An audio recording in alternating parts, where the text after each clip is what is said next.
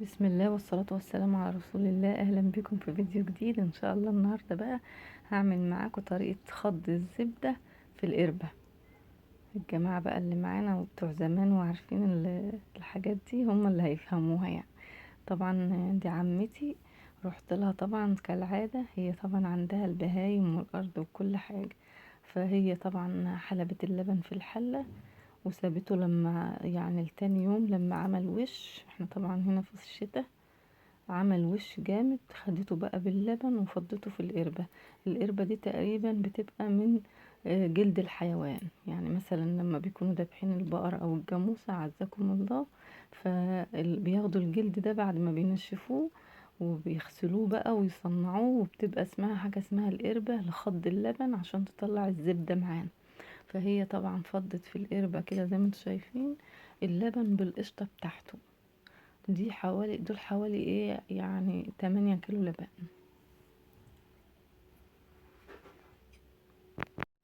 هنا طبعا اللبن بتفضيه بالقشطة بتاعته وبالتلج. طبعا هي بتحط الحلة بالقشطة في التلاجة وبتحط معاهم حتة تلجة كبيرة، وبتبدأ بقى تخض القربة دي. بتخضها بقى ريحة جاية بإيديها دي حوالي ساعتين، ما يقلش عن ساعتين. طبعا هي بتجيب خشبتين كبار وبتروح رابطة بقى فيهم الحبل الكبير ده، وبتحط الحبل فيه القربة. وبعد ما بتحط اللبن والقشطة بتنفخ بقى ببقها. بصوا النفخ عامل ازاي، تنفخ تنفخ تنفخ لحد ما القربة ايه تدخل الهواء كله فيها. بصوا ما شاء الله المنظر عامل كأنه خروف مسلوخ او عجل مذبوح. فبتنفخ تنفخ تعبيها كلها هوا، عشان خاطر لما تربطها اهي هتربطها بقى وتقفل الهوا كله عليها. عشان طبعا لما بتشوف الرجة دي تجيب نتيجة بقى. والرجة دي بقى ايه، بعد شوية هتلاقوها ايه جمدت جوه الزبدة، فصلت عن اللبن بقت انتوا هتشوفوها طبعا. بس طبعا بتاخد مجهود كبير وبتاخد ايه، وقت طويل.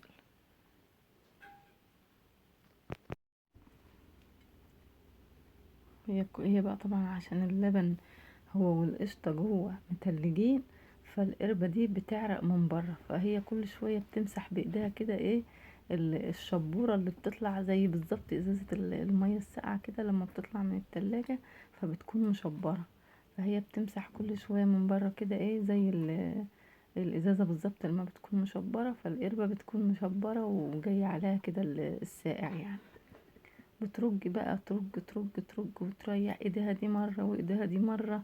والله يكون في عونها يعني، هو مجهود جبار بس في الاخر الزبدة بتطلع بخيرها ما شاء الله. يعني طريقة حلوة.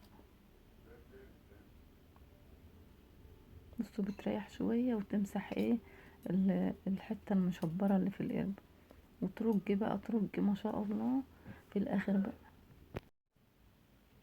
يعني ماشيين برضه شغالين اهو ما شاء الله. يعني انا كنت بصراحة وانا واقفة كده مبسوطة كده منسجمة اوي من منظر اول مرة اشوفه. يعني كان زمان اهالينا كانوا بيعملوا كده، لكن انا كنت لسه صغيرة ما وعاش عن الحاجات دي.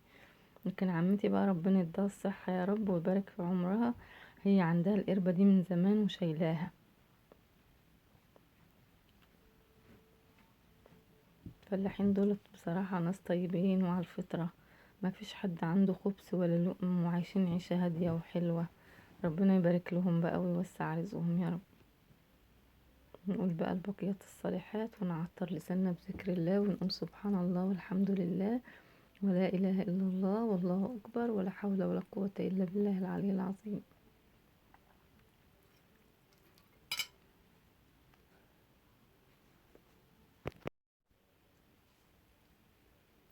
لسه شغالين.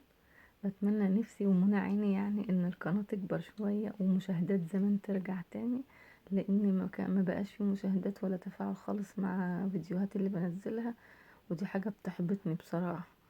فما بلاقيش حتى اللايك، يعني اللي بيخش يشاهد ما بيحطش لايك.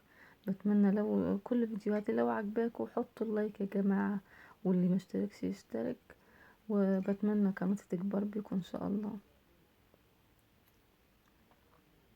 لسه هي برضو التلج اللي جوه بيعرق القربة زي ما اتفقنا.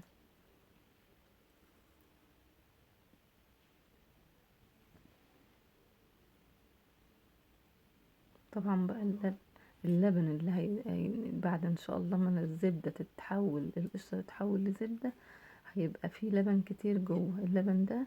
عمتي بتاخده وتعجن بيه او تعمل منه برام او تعمل منه الجبنة، وتحط للجبنة معلقة منفعة زي ما انا عملتها لكم، وبتحطها في الحصيرة. يعني ما شاء الله هي بتستفاد بالخير كله، مش بترمي اللبن ولا حاجة. لا، هي بتاخد الزبدة بتكورها كور هتشوفوها دلوقتي، وبعدين اللبن بقى يا اما تعمل منه جبنة قريش، يا هتعجن بيه، يا هتعمله مش حصير اللي هو بيتحط للجبنة المش الحصير ده بيتعمل منه الجبنة القديمة. ان شاء الله برضو هعمل لكم فيديو عن الجبنة القديمة والبلاص والحاجات دي كلها بتتعمل ازاي، او ممكن تعجن بيها حلوة اوي وتعمل برام رز. بصوا بقى هي هتفتح اهي عشان تشوف هي آه الزبدة اتعملت ولا لسه، بتبص كده وهتطلع منها. لو لقيتها اتعملت هتقفل عليها، هتفتح عليها بقى. لا هي كده خلاص كده. بصوا بقى بتفضي اللبن اهو، في الاول اللبن كله نزل في الجردل لوحده، بعد كده بقى هتنزل الزبدة قطع قطع. بصوا ركزوا في الحتة دي بقى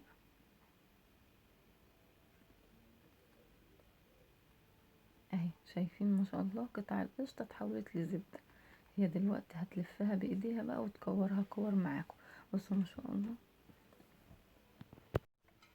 هي كده نزلت الزبدة هي كلها. هتيجي بقى دلوقتي تنقل لكم ايه، تصفي الزبدة لوحدها. بصوا ما شاء الله اهي بتطلعها، هي تكورها ما شاء الله، الله اكبر. يا رب يبارك لهم يا رب. كل اللي يشوف الفيديو يا جماعة يسمي الله ويصلي على الرسول عشان ربنا يبارك لهم ويزيدهم. بصوا ما شاء الله دول 8 كيلو لبن، طلعوا حوالي ايه زي 3 كيلو زبدة. ما شاء الله اللهم بارك يا رب. بس بتكورها كورة كده، الكورة دي بتعمل زي نص كيلو بالظبط، او كيلو الا ربع كمان.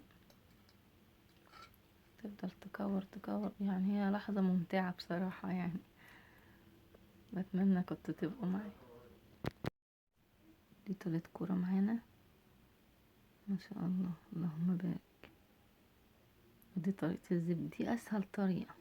هي طبعا بتغيب حوالي ساعة ونص ساعتين، تفضل تهز القربة كده وتخض فيها رايحة جاية، لكن دي طبعا اوفر واحسن من الكبة واحسن من رب الايد والكلام ده كله.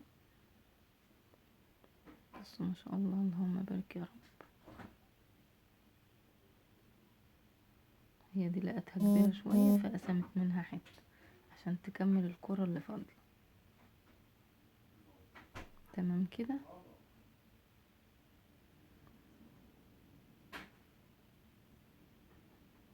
انا والله بدعي لعمتي يعني وساعتها فبقول لها والله يا عمتي ايدك جميلة بتمسك التراب يبقى دهب، ربنا يبارك لك يا رب.